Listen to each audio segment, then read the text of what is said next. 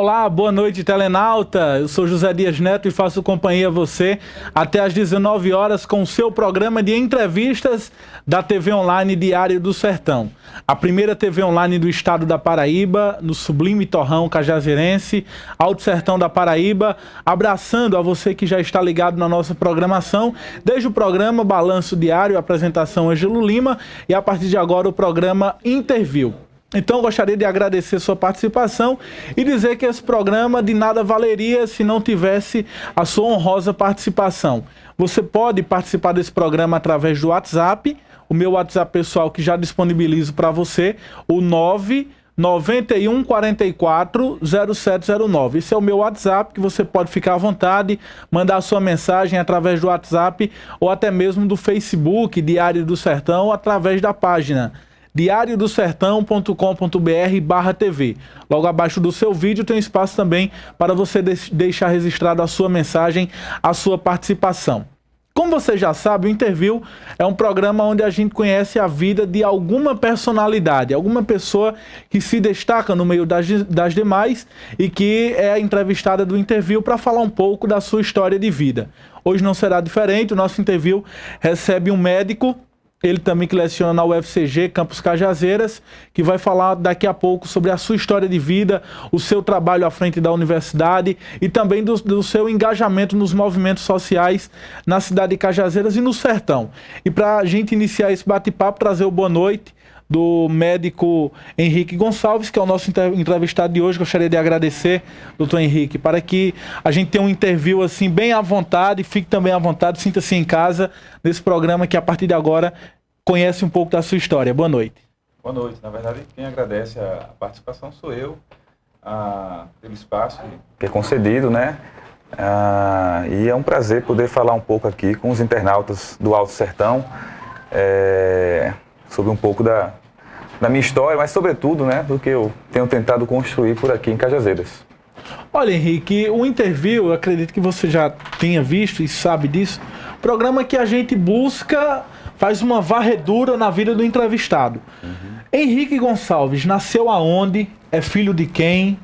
Certo. Qual é realmente essa sua lembrança da sua infância que você guarda até hoje e quem sabe até ensinamentos que você carrega no seu dia a dia?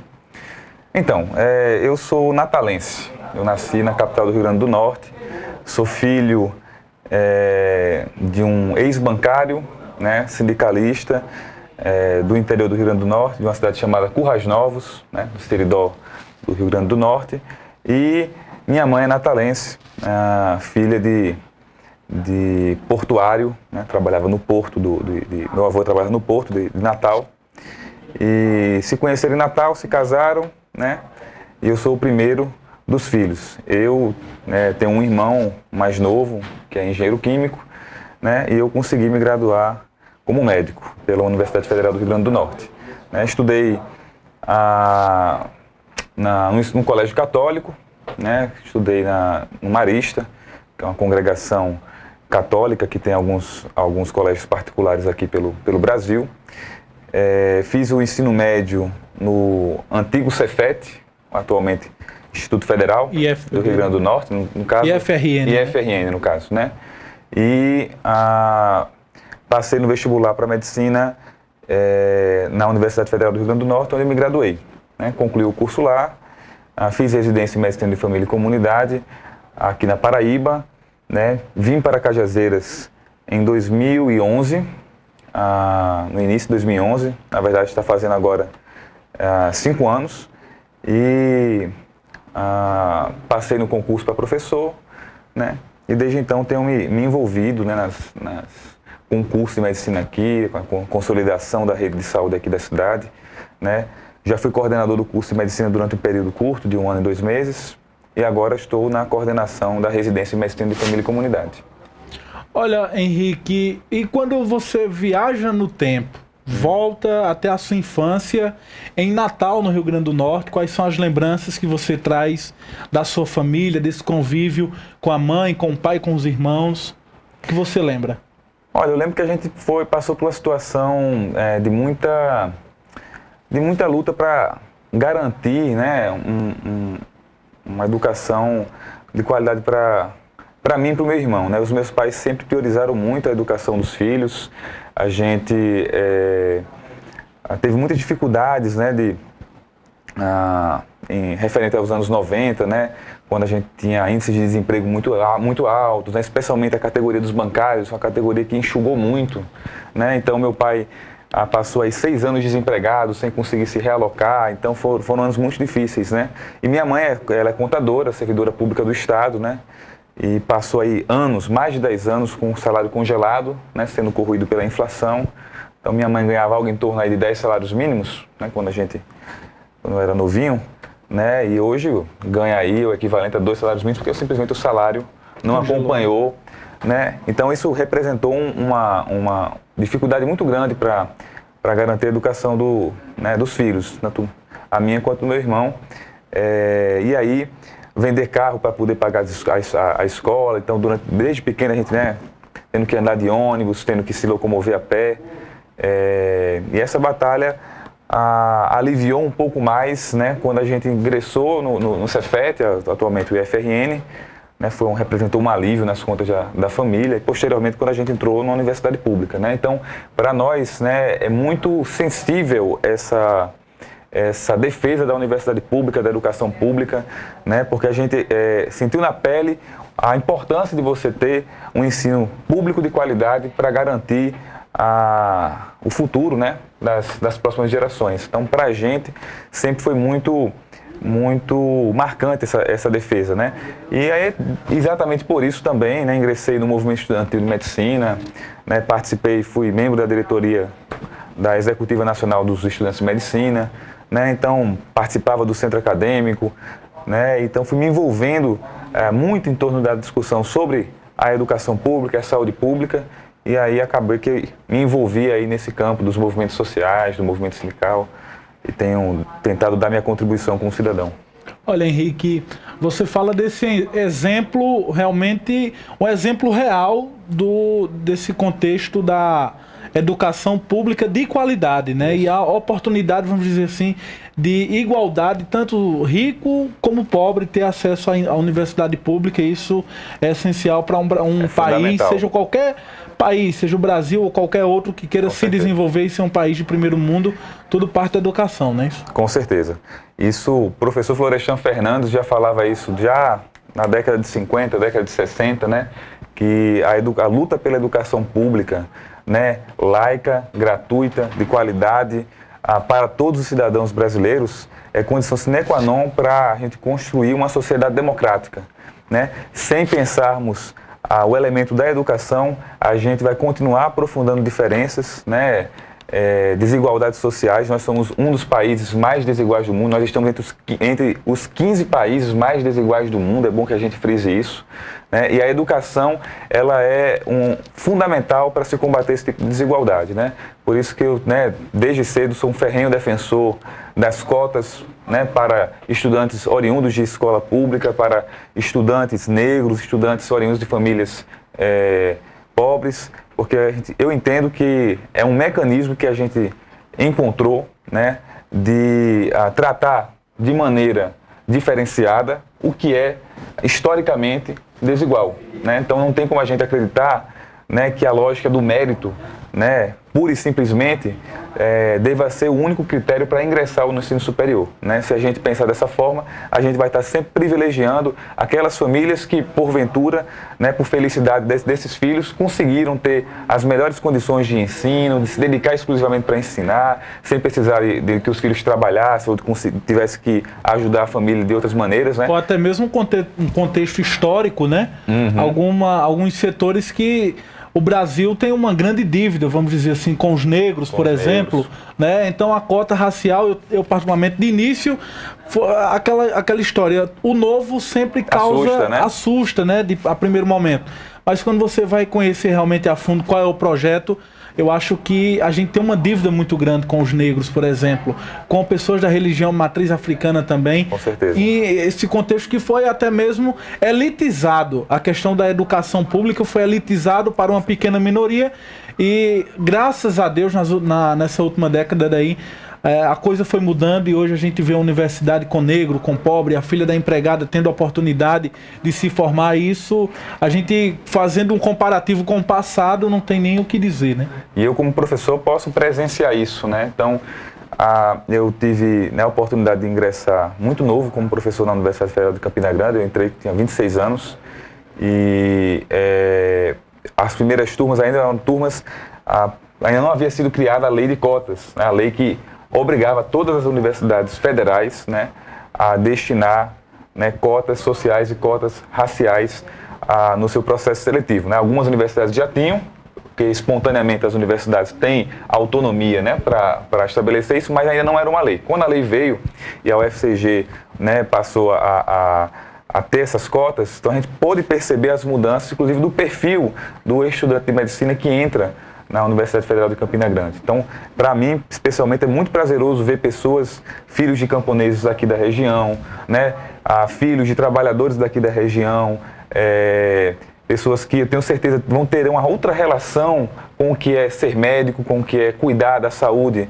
né, de pessoas cujas origens são iguais às suas, né? Então eu acredito muito no potencial de democratização que a lei de cotas trouxe para o ensino superior e tenho certeza que vai ter um impacto muito positivo também, né, na formação desses futuros profissionais. Doutor Henrique, a gente voltando mais uma vez até o vizinho estado do Rio Grande do Norte. Quando você fala de que sua família realmente era uma família, vamos dizer assim, classe média na época, Isso. né? E quando foi que você despertou para essa questão social, para essa questão, vamos dizer assim, socialista, né? Porque naquela época, vamos dizer assim, de que a elite dominava realmente a classe média e existiam abaixo da classe média tantas outras pessoas que eram esquecidas. E quando foi que você descobriu e voltou a olhar e disse assim, não, mas tem algo errado aqui, eu vou ter que lutar por alguma melhoria? Na verdade, como foi? Na verdade, eu acho que foi meio natural, assim, né? Porque apesar de, no início, né, quando a gente era muito jovem, a gente ter uma condição social mais estável, mas as origens dos meus pais, né, são de pessoas que vieram do povo, né. As minhas duas avós são analfabetas, né, eram analfabetas, faleceram, né. Minha avó era feirante em Currais Novos, né, e meu avô, por parte de pai, né, no caso, e meu avô era chofer de caminhão, né, como se falava na época, chofer de caminhão, motorista de caminhão. Isso. O meu pai conseguiu, né, com muito esforço, concluir o ensino médio. Na época, concluir o ensino médio, né, era algo assim, né, como hoje significaria concluir um ensino superior, né, e aí conseguiu ingressar como bancário, né, num banco privado e conseguiu construir uma carreira e isso deu uma certa estabilidade a ele. Por parte da minha mãe, né, os meus avós, minha avó era analfabeta, meu avô ele era portuário, né, conseguiu ali com muito esforço construir um mercadinho, né, e conseguiu fazer com que os filhos se graduassem. Minha mãe se graduou como contadora, né, e conseguiu começar muito cedo como servidora pública e isso dava uma certa estabilidade. O servidor público antigamente tinha uma certa estabilidade, servidor público estadual. Mas aí a gente, né, meu pai sempre esteve ligado ao movimento sindical dos bancários, né, vivenciou todo aquele período da década de 80, né, aquele movimento pela luta pelas diretas, né, na Constituinte de 87 a 88, né, na campanha de 89. E eu presenciei, para mim era muito natural ver meu pai ir com o carro do sindicato, fazer piquete. Me deixava na escola no carro do sindicato e ia fazer o piquete na frente do banco. Né? Então, isso veio meio naturalmente. Né? No sangue, né? Meio no sangue, né? E acho que essa experiência de vida da gente, ter um certo padrão de vida mais estável e ver esse padrão de vida sendo corroído, né? Por conta de toda a lógica do neoliberalismo, como foi implementado no Brasil aqui na década de 90, né? Como isso foi prejudicial para a minha própria família, né? Então, isso apenas, digamos assim, permitiu com que eu continuasse crítico, né, a essa realidade de desigualdade que a gente vivencia aqui no país. Olha, Henrique, em algum momento nessas suas lutas, ainda, vamos dizer assim, quando cursava medicina, em algum momento foi colocado de que seria um rico defendendo o pobre? o que a gente vê hoje, muito essa frase, mas você é um pobre que defende o rico, você é um pobre que defende a elite no poder, e vice-versa. Em algum momento foi colocado também, não nesses termos, claro, eu estou sendo até grotesco claro. aqui, né? Mas nessa questão de, mas você é um rico que está defendendo direitos para pobres, você não acha que vai perder espaço? Em algum momento foi colocado também esse tipo de discurso? Na verdade, esse tipo de discurso vem sendo reproduzido nas redes sociais, né? A chamada esquerda caviar que o pessoal fala, né? Tem carro, tem casa, né? E aí fica defendendo Bolsa Família, né? Então essas coisas que... Olha, eu digo o seguinte, né? A polarização do debate político no Brasil chegou a tal ponto que as pessoas perderam, inclusive, a capacidade de escutar o outro lado. Né? Está se reproduzindo um discurso de ódio tão danoso às relações sociais que chega um ponto que você mal consegue conversar, né, e olhar o contraditório, ouvir o contraditório, né, o ponto de vista diferente do seu. E eu digo o seguinte, né, para algumas pessoas é impossível conversar sobre lei de cotas, Bolsa Família, Minha Casa Minha Vida, né, esses programas sociais que foram sendo desenvolvidos nesses últimos anos, porque essas pessoas simplesmente não aceitaram sequer a Lei Áurea. Essa que é a grande verdade. Né? Eu sei que é uma frase forte, de efeito, né? Mas não dá para discutir PEC da empregada doméstica com quem não aceitou a Lei Áurea ainda. Né? Então a gente tem ainda um pensamento conservador, especialmente nas classes médias mais abastadas, aquelas que moram em Higienópolis, em São Paulo, no Leblon, no Rio de Janeiro, né? Esse pessoal que vai bater panela contra quando a presidenta vai fazer, né, suas declarações de cadeia nacional. Então, eu acredito que essa polarização ela é altamente danosa. E veja só, eu não acho, em hipótese nenhuma, que você, por ser de classe média, tenha que se identificar com os interesses de quem é grande empresário, de quem é grande banqueiro. Né? Porque a classe média, né, ela tem hoje, né, uma condição de vida muito apertada por conta de impostos, por conta de uma tributação muito sobrecarregada sobre ela, exatamente porque no Brasil, historicamente, não se taxa grandes fortunas, né? Historicamente, no Brasil, se privilegia com isenções, né, atividades que dizem respeito apenas a esse grande empresariado. Então, veja bem, se eu comprar um iate, eu não pago 1 centavo de imposto. Mas qualquer pessoa que venha comprar um carro, paga um absurdo de imposto em cima, IPVA e tudo mais. Se eu comprar um helicóptero, eu não pago nada de imposto. Mas se eu comprar um carro sedã, né, de mais renomado, a gente paga um horror de caro de imposto. Então veja só, isso é reflexo, né, de como o nosso país é desigual. Então hoje você tem uma situação em que ganhos com especulação, ganhos especulativos, não tem tributação nenhuma em cima. Você pode pegar o seu dinheiro, colocar na Bolsa de Valores, né? Os dividendos você recolhe e não há um imposto que incida sobre isso. Quem é que ganha dinheiro com Bolsa de Valores? Definitivamente. Não é classe trabalhadora e nem é classe média. Né? Então, o nosso sistema tributário ele é altamente desigual. E aí, eu não concordo que a classe média deva se identificar com os valores do grande empresariado. Eu não estou aqui falando do pequeno empresário, tá certo? Não estou falando aqui do pequeno empresário aqui de Cajazeiras, do médio empresário de Cajazeiras, tá certo? Que comparado na disputa com o grande empresariado nacional fica atrás, né? Eu estou falando do dono dos grandes bancos privados do Brasil. Não quero falar aqui para não fazer a propaganda, o merchandise, né? Estou falando dessas pessoas, né? Então, eu acho que a gente não deve se identificar com esses valores, né? De forma nenhuma. E acho que a gente construiu uma sociedade democrática, né? Quando eu falo democrática, inclusive do ponto de vista da democracia social, de diminuir a desigualdade social, de desigualdade de renda, desigualdade de acesso à terra, desigualdade de acesso à moradia, desigualdade de acesso à educação, saúde. Construir uma sociedade mais democrática é também investir em relações sociais mais saudáveis. Eu não tenho dúvidas de que esse caos social que nós vivemos hoje nas grandes cidades e que a gente começa a vivenciar também nas pequenas e médias cidades do interior, né, é fruto dessa desigualdade. Né? Então, desde o trânsito enlouquecedor dessas grandes cidades até passando aí pela violência urbana, pela questão das drogas, construir uma sociedade mais democrática é permitir relações sociais mais saudáveis. Então, como eu acredito muito, né, que o Brasil tem um potencial enorme, a gente é um país muito rico, tem como distribuir riqueza para todo mundo, então eu me coloco, né, ao lado desses setores que historicamente sempre reivindicaram, né, uma sociedade mais igualitária.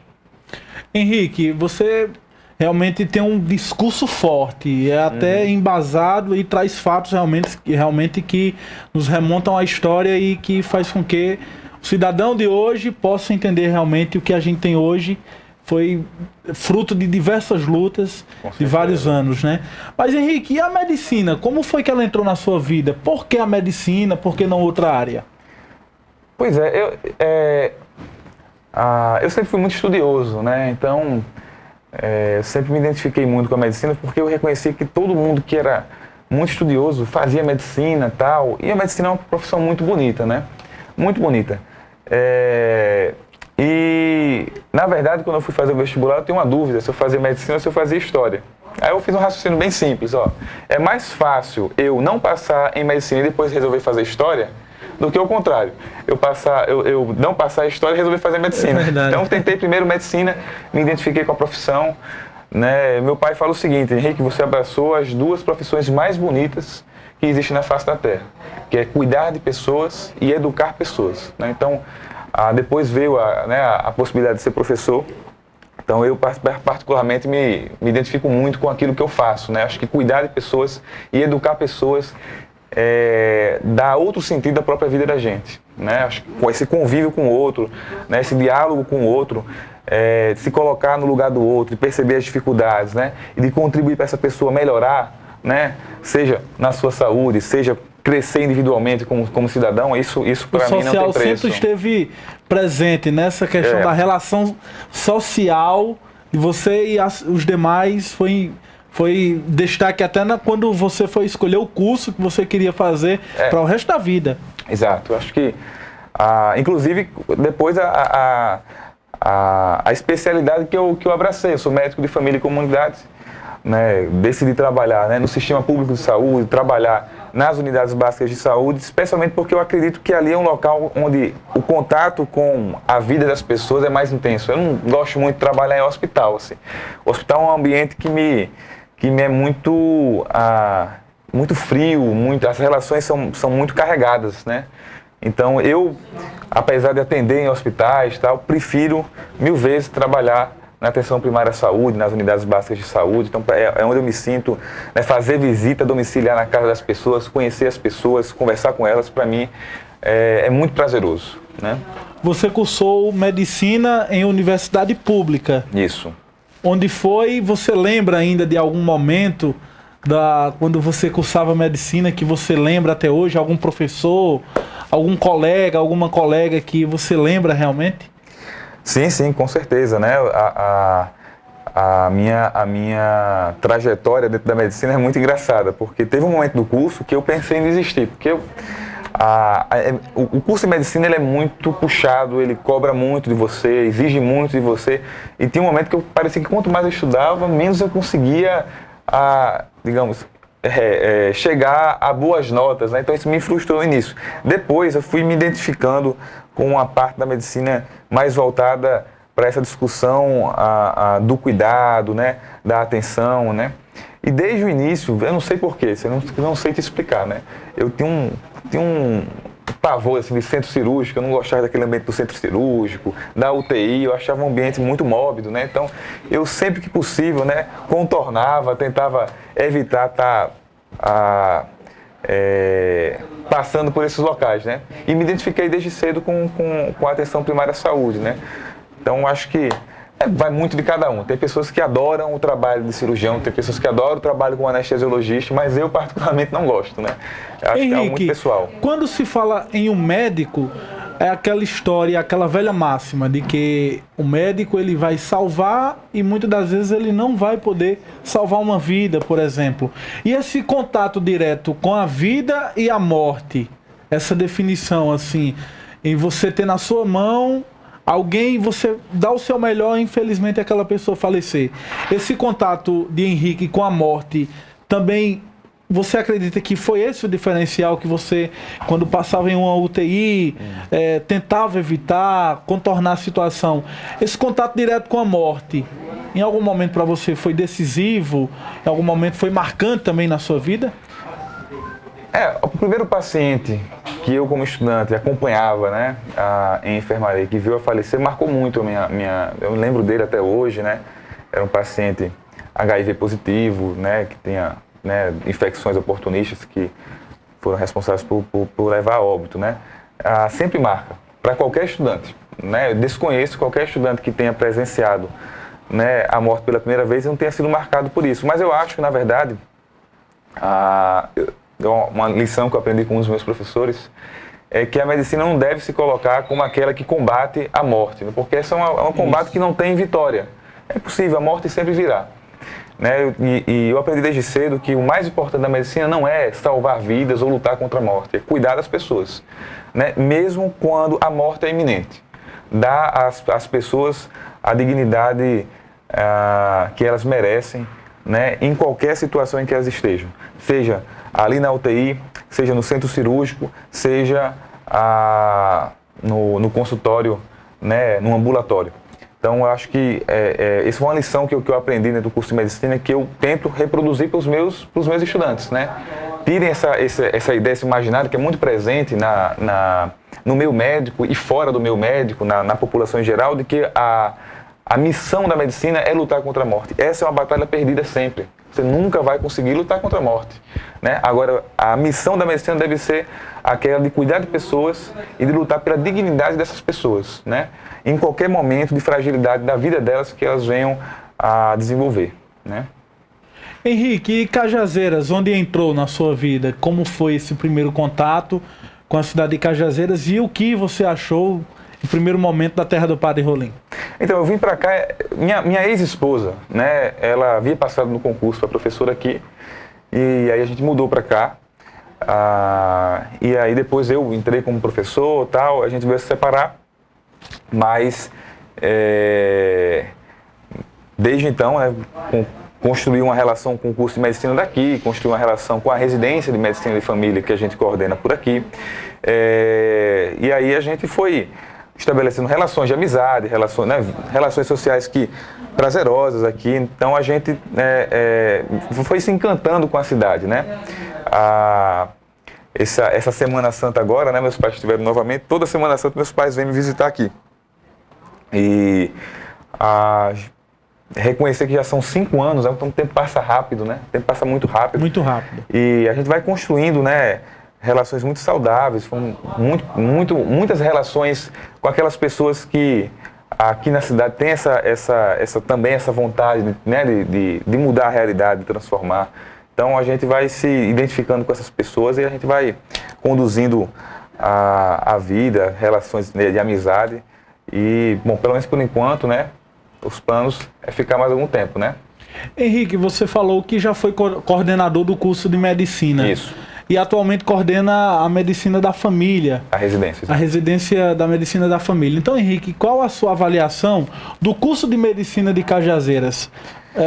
Muito se fala e a população sempre foi carente, sempre cobrou, foi um grande sonho da nossa comunidade, claro, de todos que compõem a região de Cajazeiras, o sonho realizado do curso de medicina. O que se tem realmente do curso de medicina? Muitos falam que é um curso precário ainda, vamos colocar precário entre aspas.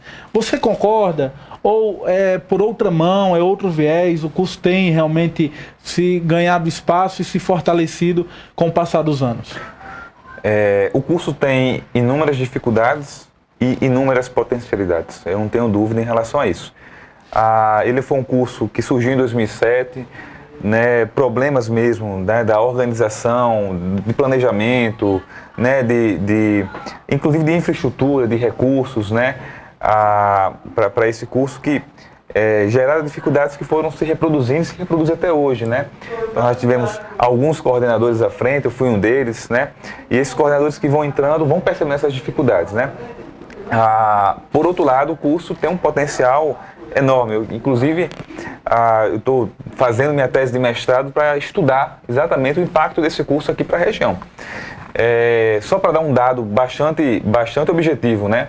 Desde a criação do curso de medicina, em 2007, até 2015, foi quando eu fiz a pesquisa, o número de médicos, né, que moram na cidade, né, ou melhor, o número de médicos que trabalham na cidade triplicou, né? Então, por aí você já tira, né, a importância, a relevância desse curso para a cidade como um todo, né? Desde a área da saúde, como também para o fortalecimento de uma instituição pública como é a Universidade Federal de Campina Grande.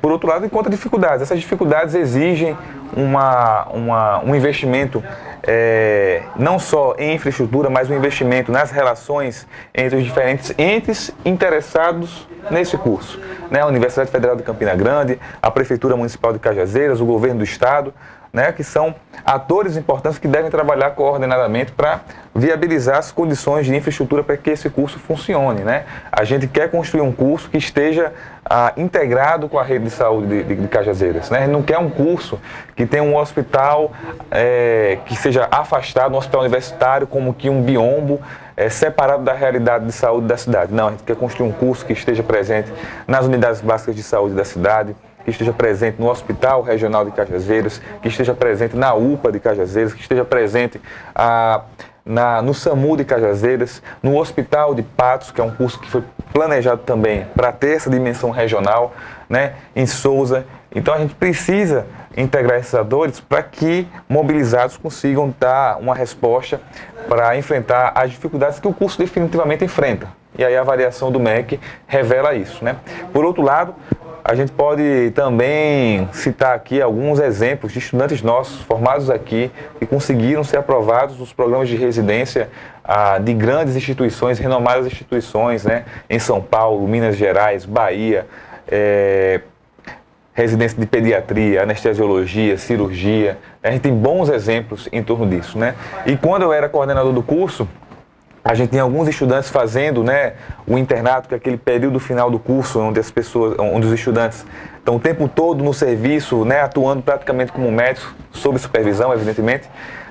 Recebi inúmeros elogios dos nossos estudantes que estavam em Fortaleza, dos nossos estudantes que estavam em Campina Grande, em Natal, em João Pessoa, né? A gente tem a possibilidade de conversar, né, com os coordenadores de internato dessas áreas, e eles sempre se colocavam dizendo que os nossos estudantes tinham uma disposição para estudar, para, né, tocar o serviço, né, para fazer a coisa da maneira correta.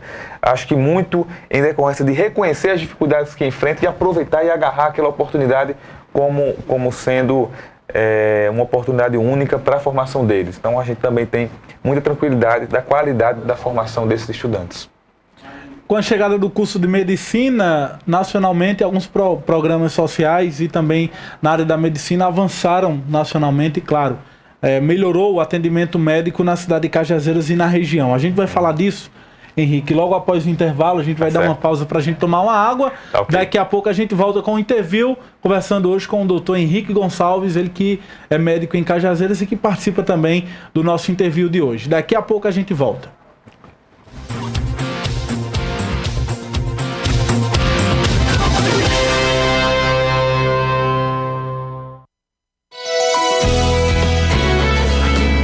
TV Diário do Sertão, de Cajazeiras para o mundo.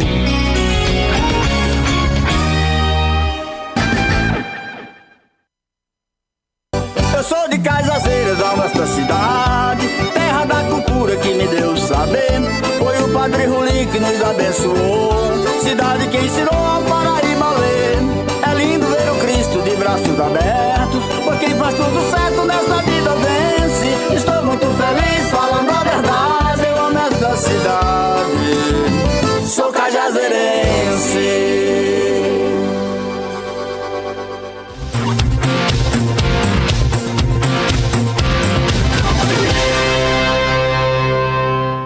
Estamos de volta com o seu interview. Eu sou José Dias Neto e faço acompanhar você no programa de entrevistas da TV Diário do Sertão.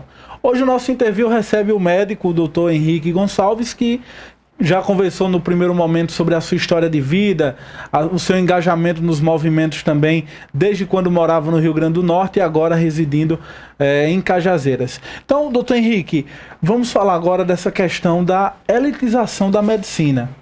Eu acredito que eu não estou aqui sendo grotesco em falar essa questão da elitização, porque há cerca de 3 anos atrás, prefeituras aqui da região estavam fazendo leilões para o médico ir atender no seu município. Pagava altos salários, pagava aluguel e nenhum médico se propôs a atender nesses municípios, porque eram municípios pobres, municípios pequenos, e viraram as costas para a população. Com a chegada do Mais Médicos, a esse programa do governo federal, trazendo médico cubano, médico também de outros países, médicos brasileiros também, vindo atender, por exemplo, aqui na região de Cajazeiras. O programa, ele realmente democratizou essa medicina popular, oferecendo para a população o que manda na Constituição, realmente uma saúde pública de qualidade? Veja só, né? Em relação ao tema da elitização da medicina, inicialmente. Todos nós queremos ganhar bons salários. Eu acho que, né, uma profissão que exige, né, um nível de qualificação, de preparação, né, e estar o tempo todo se atualizando, é mais do que natural que as pessoas sejam bem recompensadas pelo trabalho que fazem. Né? Eu acho que, em relação a isso, é ponto pacífico, não há o que discutir. O que é prejudicial, do meu ponto de vista, é isso que você falou, né, um leilão que acontece quando há falta, escassez de profissionais de saúde, tá certo? Há muitos argumentos envolvendo, né? Alguns vão afirmar que não é porque falta médico, é porque não tem as condições de trabalho, né? É porque, na verdade, os médicos existem médicos, mas ficam todos concentrados num único local. Eu acho que a prioridade para a gente fazer essa discussão é pensar do ponto de vista da população, né? Eu acho que, nesse sentido, o programa Mais Médicos tem dado algumas respostas importantes, né, relevantes do ponto de vista do acesso à saúde, né? Eu acho que é um programa que tem tido êxitos, as pesquisas demonstram isso. Nós temos algumas pesquisas que revelam um nível de satisfação enorme, né? Alguns dados bem objetivos, né? Alguns municípios que conseguiram, inclusive, erradicar a mortalidade infantil. Tivemos alguns municípios que ampliaram significativamente o número de pequenos procedimentos na atenção primária, dando maior resolutividade à atenção primária e diminuindo a necessidade de internações hospitalares. Então, há um impacto muito positivo em relação a isso. O que existe hoje é uma polêmica muito grande, né?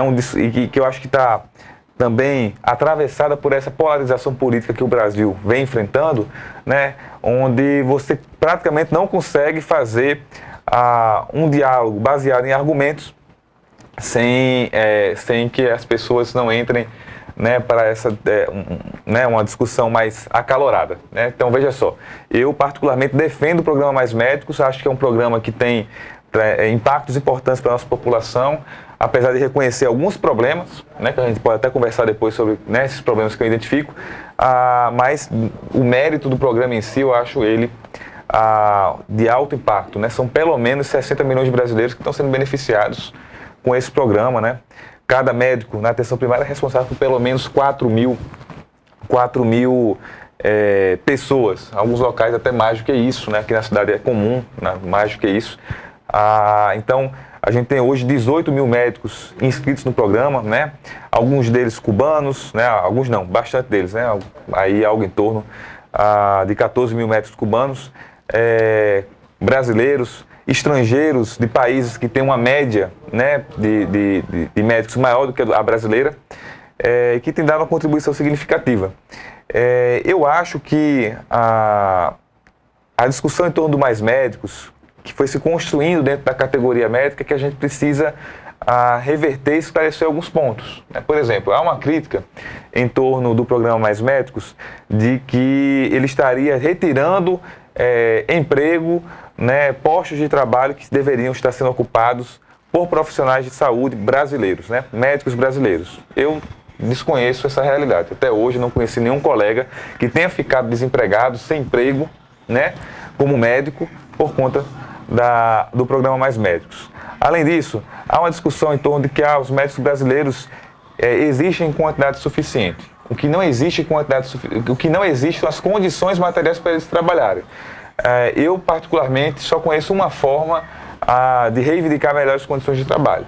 É através da organização das pessoas que estão trabalhando naquele local.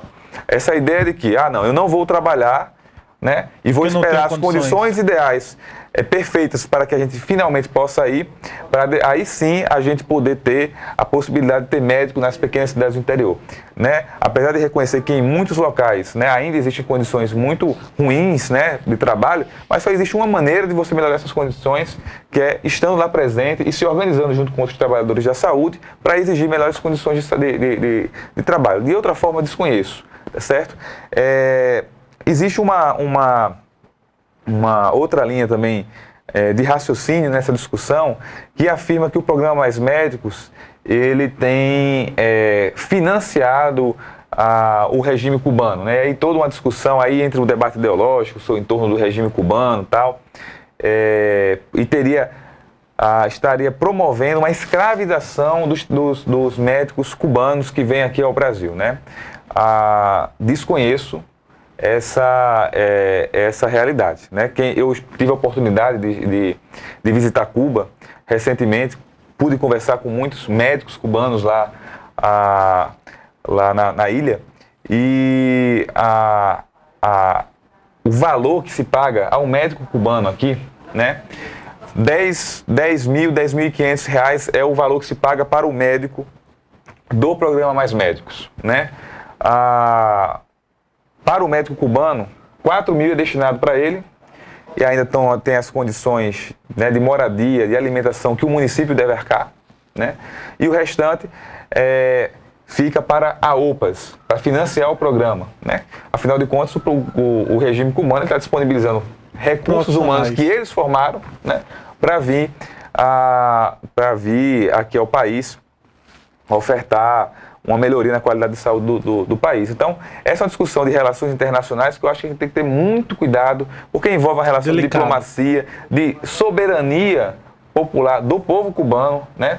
De soberania do Estado cubano em determinar como é que vai ser a negociação com o Estado brasileiro. Então, a gente tem que ter muita cautela em relação a isso, né? Eu acho que quando o debate vai para dizer o programa Mais Médicos só serve para financiar a ditadura cubana, né? Eu acho que a gente está sendo altamente... falta honestidade intelectual nesse tipo de afirmação, certo? Porque o programa Mais Médicos tem beneficiado principalmente os brasileiros. Não é o regime cubano, mas principalmente os brasileiros. Nós temos médicos cubanos na Venezuela, na Bolívia, né? Médicos cubanos em países africanos que convivem com situações, né, de crise humanitária, né? A gente tem muitos dos médicos que estão hoje no Brasil, participaram de missões internacionais em outros países. Então, e Cuba é exemplo mundial, né? Com relação à saúde pública. Exatamente. Índices de mortalidade infantil, outros indicadores de saúde muito melhores do que o nosso, inclusive. Verdade. Então a gente tem muita responsabilidade, né, nessa discussão, porque eu acho que quando a discussão vai para esse campo, né, aí começa a envolver muitos estereótipos, né, aí você desqualifica a discussão. Você tira os argumentos e coloca, na verdade, estereótipos que apenas reproduzem um discurso, muitas vezes, de ódio. Né? Isso. O discurso de ódio que a gente vivenciou aqui com a chegada dos médicos cubanos em Fortaleza em 2013 foi algo que me envergonhou profundamente, né? Quer dizer, médicos que lá, né, quem é negro, quem é de origem africana consegue ter acesso ao curso de medicina. Então existem médicos negros lá, e a gente via declarações como a de uma jornalista que jamais queria ser atendido por uma médica cubana porque tem cara de empregada doméstica, ou situações lamentável, né? Ou situações como aconteceu em Fortaleza, onde os médicos foram agredidos por um grupo de médicos brasileiros que os chamavam de escravos. Então, eu particularmente fico muito envergonhado quando eu vejo esse tipo de comportamento, porque ele, na verdade, não se diferencia do que a gente tem presenciado nessas manifestações, digamos assim, pela derrubada da presidenta, né?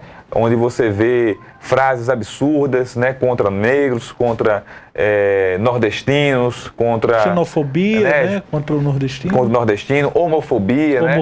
É muito preocupante quando Jair Bolsonaro passa a ser o ídolo dessas pessoas, inclusive desses médicos. É preocupante quando uma ideologia como a que Jair Bolsonaro prega, que é fascista, do radicalismo, né, de direita, né, passa a ganhar adeptos como ganha também no meio médico, né? A gente tem que estar alerta, porque esse é o tipo de ovo, né, de serpente que está saindo do ovo e que, se a gente não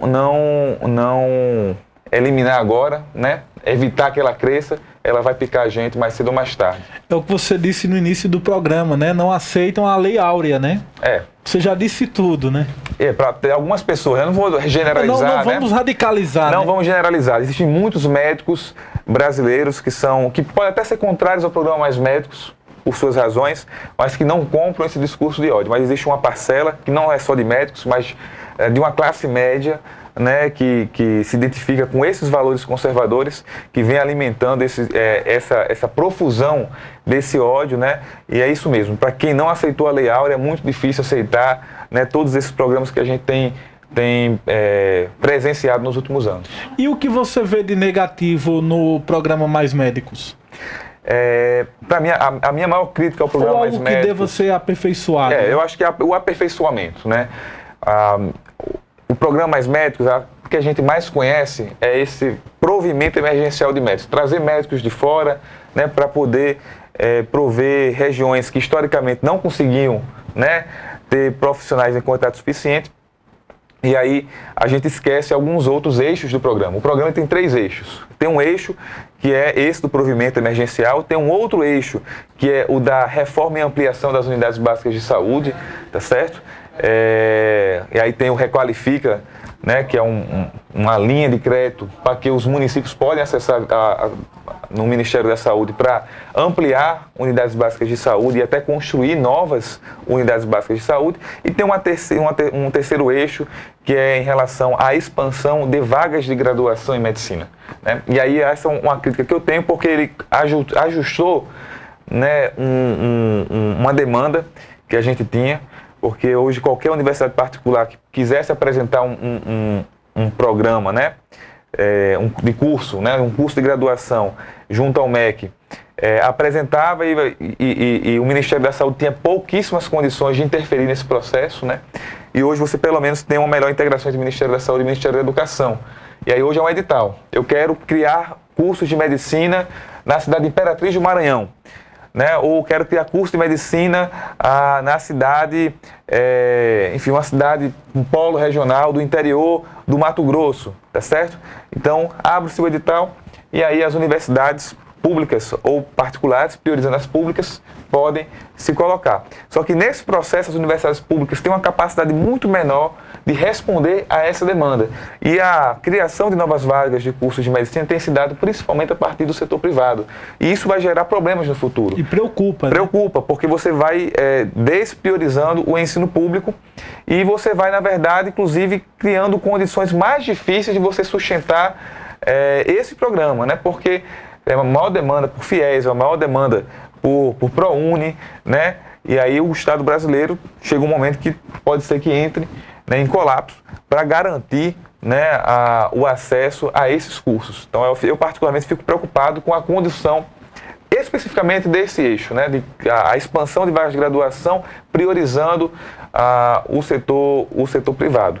Eu acho que é algo que deveria ser reformulado, repensado, né, para que a gente pudesse ter a possibilidade de ter um acesso mais democrático, que a gente sabe que o ensino público permite uma melhor condição para que os estudantes permaneçam na universidade, né? Que eu acho que hoje é a grande discussão em torno do FIES, do ProUni, a possibilidade de que o estudante possa permanecer no seu curso de graduação. Inclusive, Henrique, alguns projetos tramitam na Câmara dos Deputados da questão da privatização do ensino público.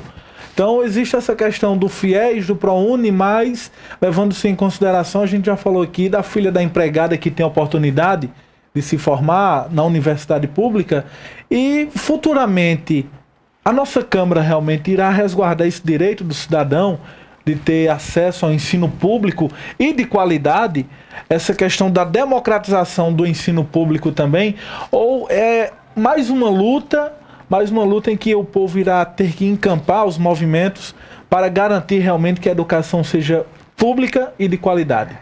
Mais uma luta, e digo mais, né? Esta luta perpassa por impedir que ocorra no Brasil, né, o impedimento de uma presidenta sem crime de responsabilidade fiscal que justifique, que é golpe, né? O programa apresentado, né, pelo Michel Temer, em outubro do ano passado, que é intitulado Uma Ponte para o Futuro, né, que parece muito mais, na verdade, uma ponte para o passado, afirma claramente, entre outras coisas, a desvinculação, né, das receitas obrigatórias em saúde e educação. Hoje, para dar um exemplo, hoje na área da saúde, né, existe uma normatização que diz que 15% do orçamento dos municípios, pelo menos 15%, deve ser destinado à saúde. 12% para os estados e um percentual da União que varia de acordo com o PIB, tá certo? E a mesma coisa vale para a educação, 25% dos estados, enfim. Veja que afirmar desvinculação significa que agora o orçamento vai ficar a critério do governante que tiver naquele momento. A depender de quem seja, né, pode ser que se invista muito menos. Então, é algo que nos preocupa. Outra coisa que nos preocupa, está colocado claramente, a venda de ativos do patrimônio brasileiro. Ou seja, privatização. E entre eles, a privatização da Petrobras, né? Começou a ser privatizada na década de 90, né? Tem 40%, 40 e poucos por cento de suas ações privatizadas. Então, a privatização de mais ações da Petrobras e a possibilidade, a partir do projeto do José Serra, né, de privatizar o pré-sal, né? O José Serra ele é financiado aí por multinacionais de petróleo norte-americanas, né, a Chevron e tal, e tem um projeto de lei que ele apresentou já, que diz respeito a isso. Isso é muito danoso, porque a gente conseguiu, depois de muita luta, vincular os recursos do pré-sal para a saúde e educação. São 25% para a saúde e 75% para a educação. E no momento que você tem um projeto como esse, como o do José Serra, né, que está previsto também no plano Temer, a gente tem a possibilidade de construir, né, uma sociedade mais justa, né, com melhor acesso à saúde e educação, jogado pelo ralo, né? Então, é algo que nos preocupa, entre outras questões, tá certo? A própria privatização das universidades. A gente sabe que, ao final do mandato do Fernando Henrique Cardoso, existia todo um movimento para sucatear as universidades públicas brasileiras para justificar a sua privatização. O plano, né, caso o PSDB tivesse voltado a vencer as eleições de 2002, era privatizar as universidades. Quem era professor, quem estudava, né, em instituições públicas, como eu estudava naquele período, né, sabia das condições terríveis que se tinha. Não se tinha sequer recurso para que fosse destinada à assistência estudantil, para que o estudante continuasse na universidade, estudante que vem do interior, estudante que não tem renda, pudesse continuar e concluir o seu curso, né? Não tinha recurso para fazer cópia para os seus estudantes do material didático. Então, a gente tem uma preocupação na possibilidade de que a venda de ativos, como está colocado nesse plano Temer, inclua também a privatização das universidades públicas brasileiras. Então, a gente tem uma preocupação. Então, a luta hoje pela educação e pela saúde também perpassa a gente brecar o impedimento da presidenta, porque o que vem a partir disso é um projeto que foi derrotado nas últimas 4 eleições, né? Esse acordo entre o Michel Temer, do PMDB, e o PSDB, do José Serra, do FHC, do Aécio Neves, né? O acordo entre eles é para que esse programa que foi derrotado nas últimas 4 eleições chegue ao poder pela janela, como se diz, né? Sem o escrutínio do voto popular, né? Olha, Henrique, inclusive quando você fala na questão da população, do brasileiro defender a democracia, neste 31 de março, data em que a gente está também comemorando, Ou descomemorando. Ou descomemorando, na verdade a palavra é essa, né? Relembrando com tristeza até o 31 de março, que relembra a época também da ditadura no Brasil. E o povo foi às ruas, inclusive nesse momento, várias cidades da região e capitais a nível nacional fazem manifestações em prol da democracia, dizendo não ao golpe, tirar uma pessoa que não existe nenhum crime de responsabilidade que realmente justifique o golpe. E em Cajazeiras, a gente tem algumas imagens, a população realmente foi às ruas, e você pudesse falar nesse final do programa sobre a movimentação ocorrida na manhã de hoje pelas principais ruas e avenidas de Cajazeiras. Então, a gente tem afirmado, né, já tive a oportunidade inclusive de vir aqui na TV Diário do Sertão falar um pouco sobre isso, né, nas rádios, a possibilidade de conversar em alguns programas de rádio aqui da cidade, na internet, que a gente não pode tolerar que a democracia brasileira, né, seja desrespeitada a partir dessa manobra de um grupo, né, político de oposição que perdeu as eleições nas últimas 4 eleições e que agora quer chegar ao poder pela via antidemocrática, né? A gente afirma claramente, a presidenta Dilma não é acusada por nada que diga respeito à Operação Lava Jato. É bom esclarecer isso porque as pessoas assistem, né, os grandes jornais, e em todos os grandes jornais se fala do pedido de impeachment da presidenta Dilma e colado alguma notícia, alguma denúncia, algum fato envolvendo a Operação Lava Jato. As pessoas começam a fazer a associação de que a presidenta Dilma está respondendo a esse processo de impeachment por conta da Operação Lava Jato. E não é isso. A presidenta Dilma está respondendo a um pedido de impeachment que não tem qualquer fundamentação jurídica e nem legitimidade.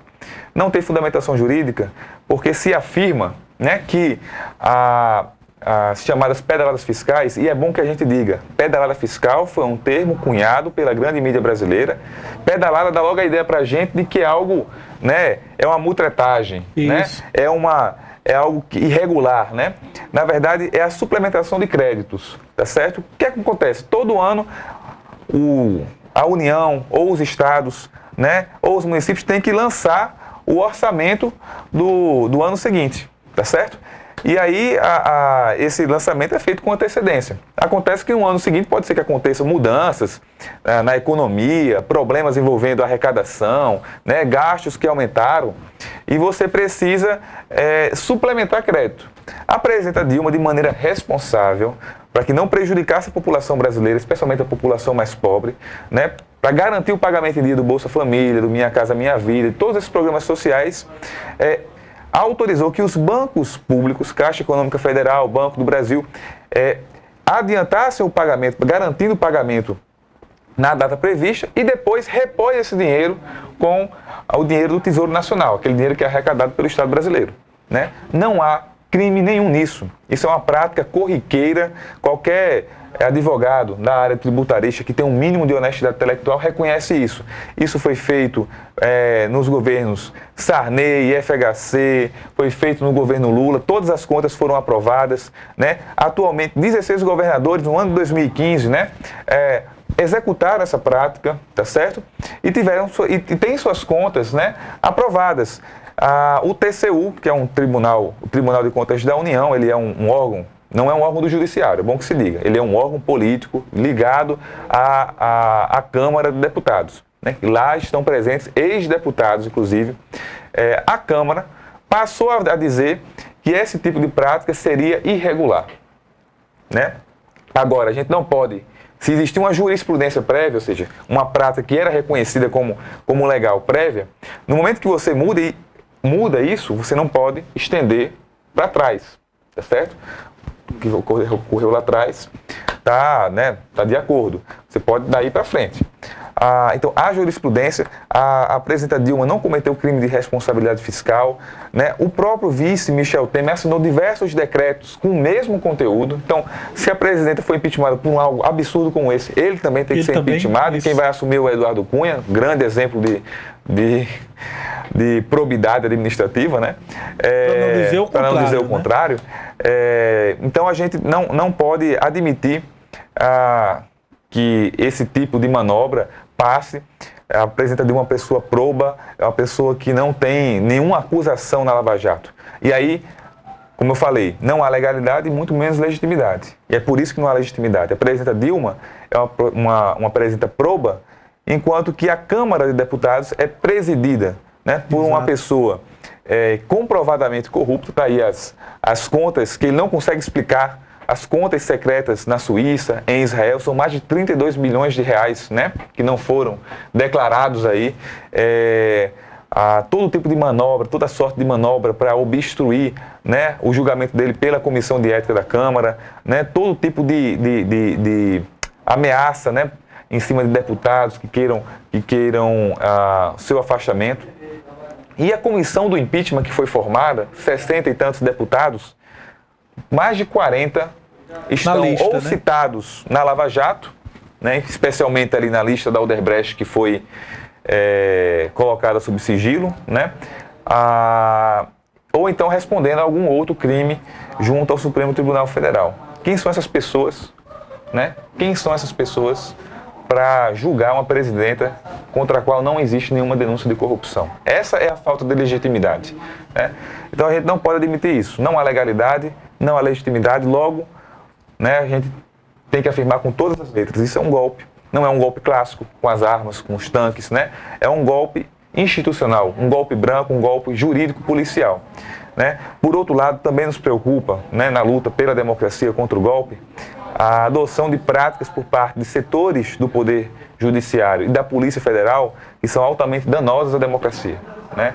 O que o juiz Sérgio Moro tem feito, sistematicamente desrespeitando princípios básicos, né, garantias individuais previstos na Constituição, é altamente preocupante, né? Presunção da inocência, garantia do devido processo legal, tá certo? São sistematicamente desrespeitados. Prisões preventivas que não têm fim, tá certo? A pessoa fica presa sem julgamento durante meses e meses e meses, né? O que é um absurdo, tá certo? Então, condenações midiáticas prévias, linchamentos midiáticos prévios, vazamentos seletivos, vazamentos que claramente se dá de maneira articulada, né? Quem é que vaza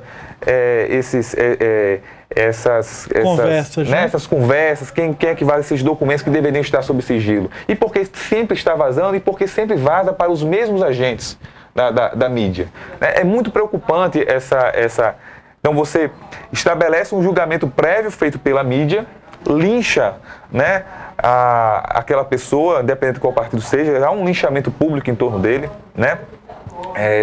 A pessoa já entra condenada previamente pela sociedade para responder a um processo, né? Isso é terrível, tá certo? Isso é um tipo de prática que é adotado em regimes totalitários, tá certo? Então a gente fica muito preocupado com essa criação de um estado de exceção. O que é um estado de exceção? É aquele que reconhece como sendo normal que para determinadas pessoas a lei funciona de uma forma, para outras pessoas a lei vai funcionar de outra, tá certo?